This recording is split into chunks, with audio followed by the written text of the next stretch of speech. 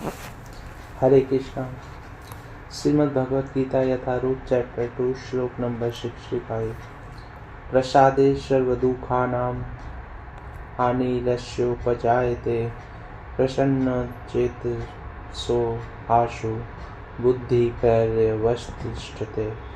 इसी प्रकार से कल कृष्ण भावनामृत में तुष्ट व्यक्ति के लिए संसार के तीनों ताप नष्ट हो जाते हैं और ऐसे ही तुष्ट चेतना होने पर उसकी बुद्धि शीघ्र ही स्थिर हो जाती है।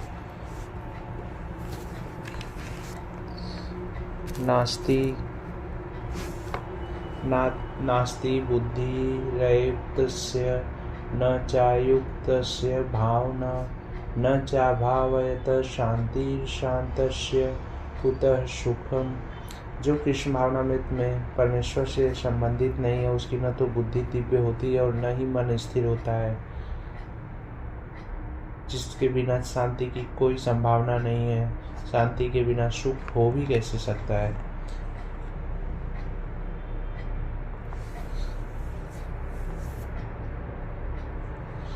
तात्पर्य, कृष्ण भावना भावित हुए बिना शांति की कोई संभावना नहीं हो सकती। अतः 5वें अध्याय में 5.21 इसकी पुष्टि की गई है कि जब मनुष्य यह समझ लेता है कि कृष्ण ही यज्ञ तथा तपस्या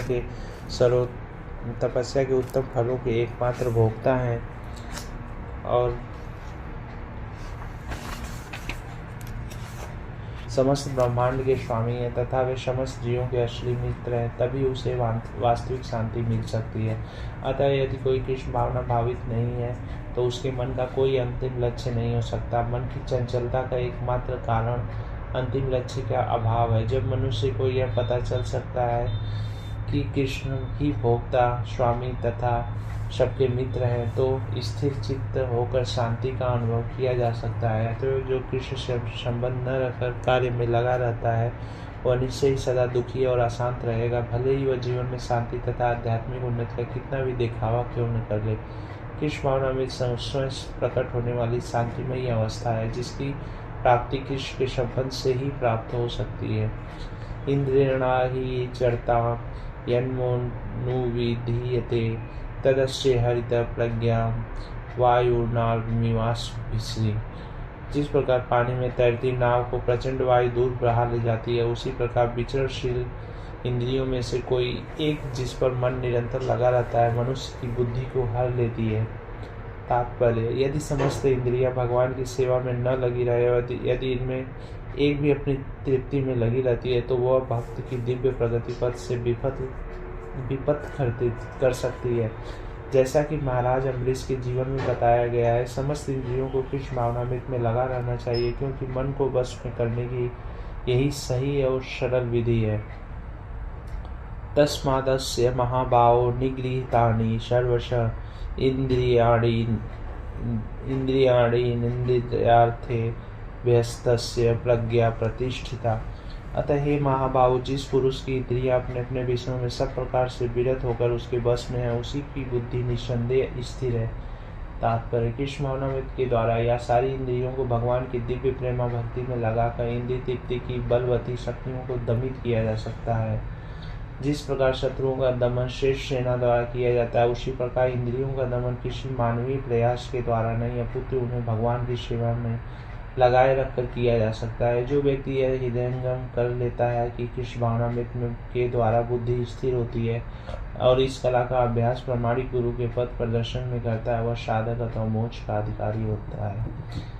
यान निशा सर्वभूतानां तस्याम जागृति संयमी यस्याम जागृति भूतानि सा निशा पश्यतोष्मुने। जो सब जीवों के लिए रात्रि है वह आत्मसंयमी के जागने का समय है और जो समस्त जीवों के जागने का समय है वह आत्मनिरीक्षक मुनि के लिए रात्रि है। तात्पर्य, बुद्धिमान मनुष्यों की दो श्रेणियां हैं। एक श्रेणी के मनुष्य इंद्रिय तृप्ति के लिए भौतिक कार्य करने में निपुण होते हैं और दूसरी श्रेणी के मनुष्य आत्मनिरीक्षक हैं जो आत्म साक्षात्कार के अनुशीलन के लिए जागते हैं। विचारवान पुरुषों या आत्मनिरीक्षक मुनि के कार्य भौतिकता में लीन पुरुषों के लिए रात्रि के समान है। भौतिकतावादी व्यक्ति ऐसी रात्रि में अनभिज्ञता के कारण आत्म साक्षात्कार के प्रति सोए रहते हैं। आत्मनिरीक्षक मुनि भौतिकतावादी पुरुषों की रात्रि में जागे रहते हैं। मुनि को आध्यात्मिक अनुशीलन की कमी उन्नति में दिव्य आनंद का अनुभव होता है, किंतु भौतिकतावादी कार्यों में लगा व्यक्ति आत्म साक्षात्कार के प्रति सोया रहकर अनेक प्रकार के इंद्रिय सुखों का स्वप्न देखता है और उसी सुप्तावस्था में कभी सुख तो कभी दुख का अनुभव करता है। आत्मनिरीक्षक मनुष्य भौतिक सुख तथा दुख के प्रति अन्य मनस्क हो रहता है। वह भौतिक घातों से अविचलित रहकर आत्म साक्षात्कार के कार्यों में लगा रहता है। आपूर्यमाण मचल प्रतिष्ठम समुद्र पाप प्रविशन्ति यद्यतः तत्कामा यः प्रविशन्ति सर्वे स शांति मोन्नपि न काम कामी। जो पुरुष समुद्र में निरंतर प्रवेश करती रहने वाली नदियों के समान इच्छाओं के निरंतर प्रवाह से विचलित नहीं होता और जो सदैव स्थिर रहता है वही शांति प्राप्त कर सकता है, वह नहीं जो ऐसी इच्छाओं को तुष्ट करने की चेष्टा करता हो। तात्पर्य, यदि विशाल सागर में सदैव जल रहता है किंतु वर्षा ऋतु में विशेषता यह अधिकाधिक जल से भरता रहता है, तो भी सागर उतने पर ही स्थिर रहता है, न तो वह विक्षुब्ध होता है और न तट की सीमा का उल्लंघन करता है। यही स्थिति कृष्ण भावना भावित व्यक्ति की है। जब तक मनुष्य शरीर है तब तक इंद्रिय तृप्ति के लिए शरीर की मांगें बनी रहती हैं, किंतु भक्त अपनी पूर्णता के कारण ऐसी इच्छाओं से विचलित नहीं होता। कृष्ण भावना भावित व्यक्ति को किसी वस्तु की आवश्यकता नहीं होती, क्योंकि भगवान उसकी सारी आवश्यकताएं पूरी करते हैं। अतः वह सागर के तुल्य होता है। अपने में सदैव पूर्ण सागर में गिरने वाली नदियों के समान इच्छाएं उसके पास आ सकती हैं, किंतु वह अपने कार्य में स्थिर रहता है और इंद्रिय तृप्ति की इच्छा में रंच भर भी विचलित नहीं होता। कृष्ण भावना भावित व्यक्ति का यही प्रमाण है। इच्छाओं के होते हुए भी वह कभी इंद्रिय तृप्ति के लिए उन्मुख नहीं होता। चूँकि वह भगवान के दिव्य प्रेमा भक्ति में तुष्ट रहता है, तो वह समुद्र की भांति स्थिर रहकर पूर्ण शांति का आनंद उठा सकता है। किंतु दूसरे लोग जो मुक्ति की सीमा तक इच्छाओं की पूर्ति करना चाहते हैं, फिर भौतिक सफलताओं का क्या करना, उन्हें कभी शांति नहीं मिल पाती। कर्मी मुमुक्षु तथा वे योगी सिद्धि के कामी हैं, ये सभी अपूर्ण इच्छाओं के कारण दुखी रहते हैं, किंतु कृष्ण भावना भावित पुरुष भगवत सेवा में सुखी रहता है और उसकी कोई इच्छा नहीं होती। वस्तुतः वह तो तथाकथित भवबंधन से मोक्ष की भी कामना नहीं करता। कृष्ण के भक्तों की कोई भौतिक इच्छा नहीं रहती, इसलिए वे पूर्ण शांत रहते हैं। विहाय कामान्य सर्वानुपमाश्चरति निष्प्रह निर्ममो निरंकार शांति मधिगच्छित। जिस व्यक्ति ने इंद्रिय तृप्ति की समस्त इच्छाओं का परित्याग कर दिया है, जो इच्छाओं से रहित रहता है और जिसने सारी ममता त्याग दी है तथा अहंकार से रहित है, वही वास्तविक शांति को प्राप्त कर सकता है। तात्पर्य, निष्प्रह होने का अर्थ है इंद्रिय तृप्ति के लिए कुछ भी इच्छा न करना। दूसरे शब्दों में कृष्ण भावना भावित होने की इच्छा वास्तव में इच्छा शून्यता या निष्प्रेषता है। इस शरीर की को मिथ्या ही आत्मा माने बिना तथा संसार की किसी वस्तु में कल्पित स्वामित्व रखे बिना श्री कृष्ण के नित्य दास के रूप में अपनी यथार्थ स्थिति को जान लेना कृष्ण भावनामृत की सिद्धि अवस्था है। जो इस सिद्ध अवस्था में स्थित है, वह जानता है कि श्री कृष्ण ही प्रत्येक वस्तु के स्वामी है, अतः प्रत्येक वस्तु का उपयोग उनकी तुष्टि के लिए किया जाना चाहिए। अर्जुन आत्मतुष्टि के लिए युद्ध नहीं करना चाहता था, किंतु जब वह पूर्ण रूप से कृष्ण भावना भावित हो गया तो उसने युद्ध किया, क्योंकि कृष्ण चाहते थे कि वह युद्ध करे। उसे अपने लिए युद्ध करने की कोई इच्छा न थी, परंतु वहीं अर्जुन कृष्ण के लिए अपनी शक्ति भर लड़ा। वास्तविक इच्छा शून्यता कृष्ण तुष्टि के लिए इच्छा है। यह इच्छाओं को नष्ट करने का कोई कृत्रिम प्रयास नहीं है। जीव कभी भी इच्छा शून्य या इंद्रिय शून्य नहीं हो सकता, किंतु उसे अपनी इच्छाओं की गुणवत्ता बदलनी होती है। भौतिक दृष्टि से इच्छा शून्य व्यक्ति जानता है कि प्रत्येक वस्तु कृष्ण की है। ईश्वावास्यमिदं सर्वम्, अतः वह सब किसी वस्तु पर अपना स्वामित्व घोषित नहीं करता है। यह दिव्य ज्ञान आत्म साक्षात्कार पर आधारित है, अर्थात इस ज्ञान पर कि प्रत्येक जीव कृष्ण का अंश स्वरूप है और जीव की शाश्वत स्थिति कभी न तो कृष्ण के तुल्य होती है न उनसे बढ़ गई। इस प्रकार कृष्ण भावनामृत का यह ज्ञान ही वास्तविक शांति का मूल सिद्धांत है। ऐसा ब्राह्मी स्थित पार्थ नयनाम प्राप्य विमुहति स्थित्वा श्यामंत काले भी ब्रह्मा निर्वाण मृच्छति। यह आध्यात्मिक तथा ईश्वरीय जीवन का पथ है, जिसे प्राप्त करके मनुष्य मोहित नहीं होता। यदि कोई जीवन के अंतिम समय में भी इस तरह स्थिर हो तो वह भगवत धाम में प्रवेश कर सकता है।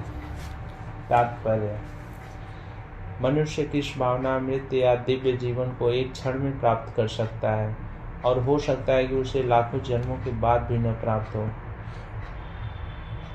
यह तो सत्य को समझने और स्वीकार करने की बात है। खटवांग महाराज ने अपनी मृत्यु के कुछ मिनट पूर्व कृष्ण के शरणागत होकर ऐसी जीवन अवस्था प्राप्त कर ली। निर्वाण का अर्थ है भौतिकतावादी जीवन शैली का अंत। बौद्ध दर्शन के अनुसार इस भौतिक जीवन के पूरा होने पर केवल शून्य शेष रहता है, किंतु भगवत गीता की शिक्षा उससे भिन्न है। वास्तविक जीवन का शुभारंभ इस भौतिक जीवन के पूरा होने पर होता है। स्थूल भौतिकतावादी के लिए यह जानना पर्याप्त होगा कि इस भौतिक जीवन का अंत निश्चित है, किंतु आध्यात्मिक दृष्टि से उन्नत व्यक्तियों के लिए इस जीवन के बाद अन्य जीवन प्रारंभ होता है। इस जीवन का अंत होने के पूर्व यदि कोई कृष्ण भावना भावित हो जाए तो उसे तुरंत ब्रह्म निर्वाण अवस्था प्राप्त होती है। भगवत धाम तथा भगवत भक्ति के बीच कोई अंतर नहीं है। चूँकि दोनों चरम पद हैं, अतः भगवान की दिव्य प्रेम भक्ति में व्यस्त रहने का अर्थ है भगवत धाम को प्राप्त करना। भौतिक जगत में इंद्रिय तृप्ति विषयक कार्य होते हैं और आध्यात्मिक जगत में कृष्ण भावनामृत विषयक। इसी जीवन में ही कृष्ण भावनामृत की प्राप्ति तत्काल ब्रह्म प्राप्ति जैसी है, और जो कृष्ण भावनामृत में स्थिर होता है वह निश्चय रूप से पहले ही भगवत धाम में प्रवेश कर चुका होता है। ब्रह्मा और भौतिक पदार्थ एक दूसरे से सर्वथा विपरीत हैं। अतः ब्राही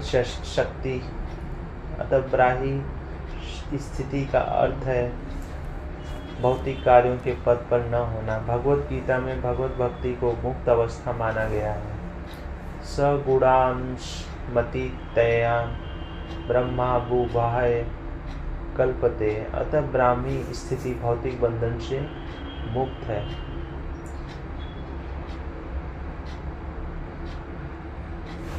श्रील भक्ति विनोद ठाकुर ने भगवत गीता के इस द्वितीय अध्याय को संपूर्ण ग्रंथ के प्रतिपाद विषय के रूप में संक्षिप्त किया है। भगवत गीता के प्रतिपाद हैं कर्म योग, ज्ञान योग तथा भक्ति योग। इस द्वितीय अध्याय में कर्म योग तथा ज्ञान योग की स्पष्ट व्याख्या हुई है एवं भक्ति योग की भी झांकी दी गई है। इस प्रकार भगवत गीता के द्वितीय अध्याय गीता का सार का भक्ति वेदांत तात्पर्य पूर्ण हुआ। हरे कृष्णा।